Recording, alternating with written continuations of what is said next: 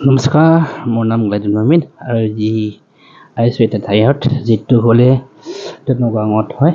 নগাঁৱত এটা মই ঠাই আছে যি এটা ঔষধীয়া মই নিব আছে যি আমাৰ মেঘালয়ত মোৰ গাঁৱতো এটা মাছ।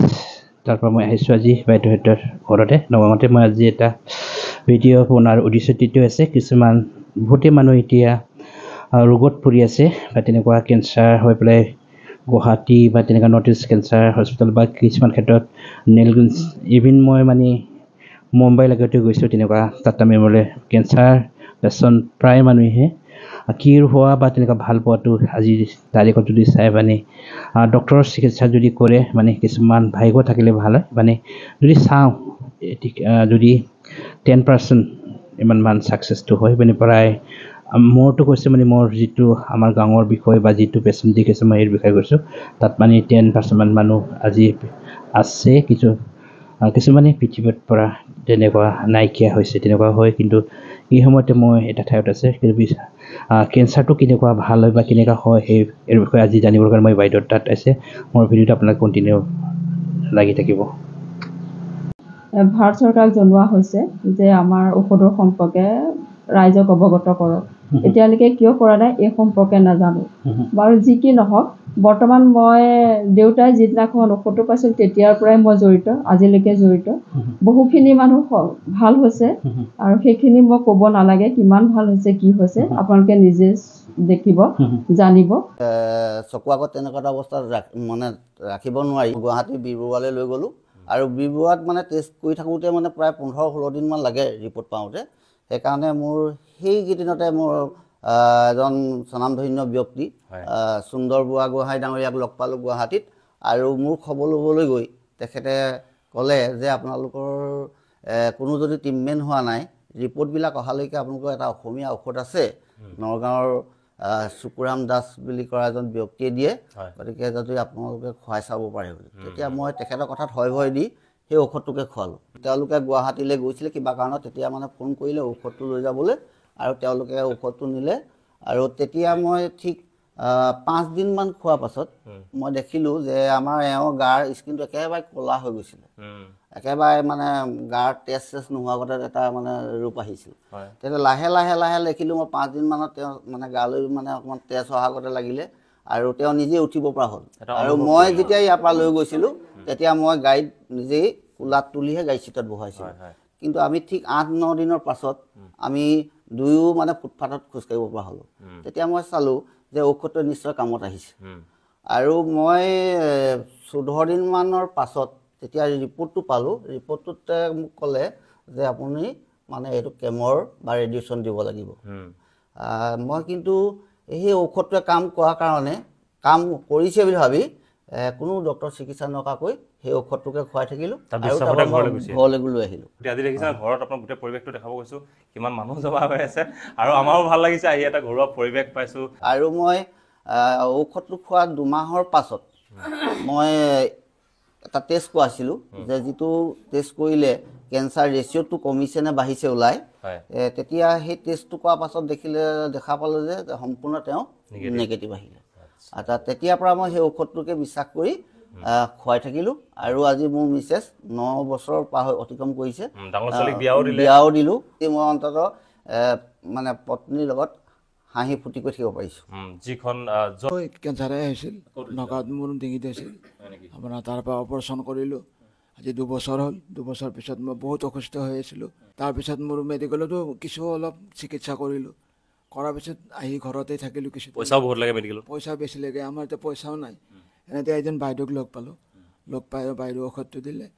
ঠিক 3-4 দিনমান খোৱাৰ পিছত মানুহজন মই নিজে অলপ সুস্থ হোৱাৰ নিচিনা লাগিল। তেতিয়াৰ পৰাই মই বাইদেউৰ ঔষধটো ব্যৱহাৰ কৰাৰ পিছত মই বহুতখিনি আৰোগ্য আৰু বহুতখিনি কথা ক'ব পৰা আৰু সুস্থ হ'লোঁ। আপুনি কথাই ক'ব নোৱাৰিছিলে? কথাই ক'ব নোৱাৰিছিলোঁ। তেন্তে এতিয়া নিগেটিভে ৰিজাল্ট? মোৰ নিগেটিভে। মই এতিয়া আজি বৰ বেছি এসপ্তাহ আগত কৰি আহিছোঁ, নিগেটিভে ওলাইছে। জ্যোতি দুলাকাষৰীয়া, নমস্কাৰ জনাইছোঁ আপোনাক। আপুনি ডায়েলিচিছ কৰা হোৱা নাছিল? ডায়েলিচিছ কৰিবলৈ কৈছিলে, ডায়েলিচিছ নকৰিলোঁ। আগদিনাখন মই এখন চিকিৎসালয়ত দেখুৱালোঁ, তেওঁলোকে ডায়েলিচিছ কৰিবলৈ ক'লে। ঘৰত আহি মোৰ বন্ধুজনে গম পাই এই কথাটো গম পোৱাৰ লগে লগে পাছদিনাখনে মই দৰৱ আনিবলৈ গুচি গ'লোঁ আৰু 2 মাহ খাই দিলোঁ। মোৰ আজিলৈকে কোনো প্ৰব্লেম নাই। আৰু এগৰাকী বাইদেউ আমাৰ লগত আছে, তেখেতৰ খাদ্যনলীত কেঞ্চাৰ হৈছিল। নমস্কাৰ, মোৰ নাম আৰতি বৰা। এতিয়া কেনেকুৱা, ভাল আপোনাৰ ৰিজাল্ট নিগেটিভ আহিছে? হয়, যোৱা মাহত মই চিটি স্কেন কৰিছিলোঁ মানে এতিয়া ৰিজাল্টটো ভাল আহিছে ডিঙি ফুলি গৈছিলে খাব নোৱাৰো মাত চাত একোৱেই নাই বাইদেউ বোলে মাত বোলে নোলাইছিলে কালি পখিলে এতিয়া ৰিচেণ্ট আজি কিমান দিন হৈছে মাত লোৱা এমাহ বেছি হৈছে এমাহ মান হৈছেহে মাতটো ওলোৱা বুলি কৈছে সেইকাৰণে খাবও পাৰিছো কেইটামান খাব নোৱাৰিছিলে লিকুইড খাই আছিলো তেখেতত ঔষধ খোৱাৰ পিছত মই নিজে ঘৰৰ কামকেইটা কৰিব পাৰিছো আগতে নোৱাৰিছিলো মন নাযায় উঠিবই নোৱাৰো এতিয়া মানে নিজে চব কৰা মেলা কৰিব পাৰিছো খুৱাব পাৰিছো ঘৰৰ আপোনালোকে যেতিয়াৰ পৰা সেইটো কেঞ্চাৰৰ ঔষধ যিটো আপোনালোকে দিছে এইটো আপোনাৰ এনেই জনা মানে বহুত হৈছে তথাপি মানে এটা ফিগাৰ ক'ব পাৰে কিমানজন মান আপোনালোকে আহি পেলাই ইয়াতে ভাল পাইছে এনেকুৱা এটা মই কিমানজন ভাল পাইছে সেইটো ক'ব নোৱাৰো কাৰণ 2001 চনৰ পৰাই দিয়া হৈছে ঔষধটো 2001 চনৰ পৰা আজি 2025 চন হৈছে আজিলৈকে দিয়ে থকা হৈছে বহু ৰোগী ভাল হৈছে উজনিৰ পৰা অহা মানুহসকলৰ কাৰণে হওক বা নামনিৰ পৰা অহা মানুহসকলৰ কাৰণে হওক আমাৰ ঘৰটো ওলোৱাত অকণমান অসুবিধা হয় যিহেতু আমাৰ কলঙৰ পাৰত হয় ঘৰটো গতিকে উজনিৰ পৰা যিসকল লোক আহে তেখেতসকলে নগাঁও টাউনৰ মাজেদি গুৱাহাটী ৰাস্তাত পুৰণা ৰাস্তাটোত আহিব লাগে আহি গুৱাহাটী টাউনৰ পৰা নগাঁও টাউনৰ পৰা 3 কিলোমিটাৰমান গুৱাহাটী ৰাস্তাত আহিলে আমাৰ এইখিনিত আকাশ হুণ্ডাই গাড়ীৰ ডিলাৰ এটা আছে নামটো হৈছে আকাশ হুণ্ডাই সেইটো আহিলে ৰাইট চাইডে আকাশ হুণ্ডাইটো আছে লেফ্টত আছে গাড়ী পাৰ্টছৰ দোকান নামটো হৈছে ড্ৰিম কাৰ সেইখিনিতে সুধিব লাগে নহ'লে ড্ৰিম কাৰ কাষেদিয়ে যিটো ৰাস্তা সোমাই আহিছে বাওঁহাতে সেই ৰাস্তাটোদি সোমাই আহি আমাৰ কলংখন পাব কলংখনৰ বাওঁহাতে অকণমান আহিলেই নামঘৰ এটা পাব নামঘৰটো হৈছে পূব খেনচোৱা বৰগাঁও বৰ নামঘৰ এই নামঘৰটোৰ মুখতেই আমাৰ ঘৰ আৰু যিসকল লোক নামনিৰ পৰা আহে তেখেতসকলৰ কাৰণে হৈছে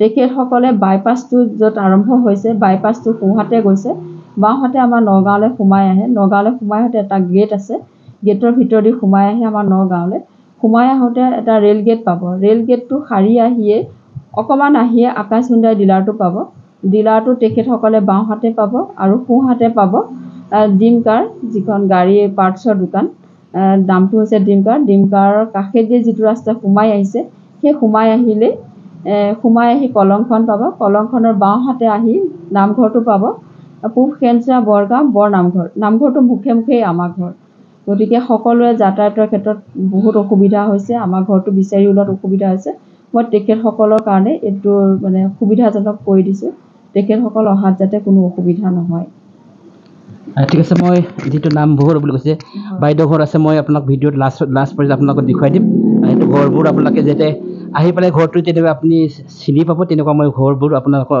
পৰিৱেশটো অলপ পিছত মই দেখুৱাই আছোঁ এইটো হ'ল এইটো চবৰে আপোনালোকে হেমচোৱা এইটো নামঘৰ বুলি কৈছে সেইটো ৰাইট চাইডত হয় সেই যদি এইফালে যদি আহে বাইদেউ সেইটোৰ ঘৰটো আপোনালোকে চাব পাৰে সেইটো নামঘৰ সেইটো লেফ্ট এইটো বাওঁ চাইডত বাইদেউৰ ঘৰটো দিছোঁ তেনেকুৱা আহি মানে একেবাৰে প্ৰথমটো বাইদেউৰ ঘৰ আপোনালোকে ইয়াতে আহক মই আপোনালোকক সেইটো বাইদেউৰ ঘৰ মই আপোনালোকক দেখুৱাই দিছোঁ সেইটো বাইদেউৰ ঘৰটো তেনেকুৱা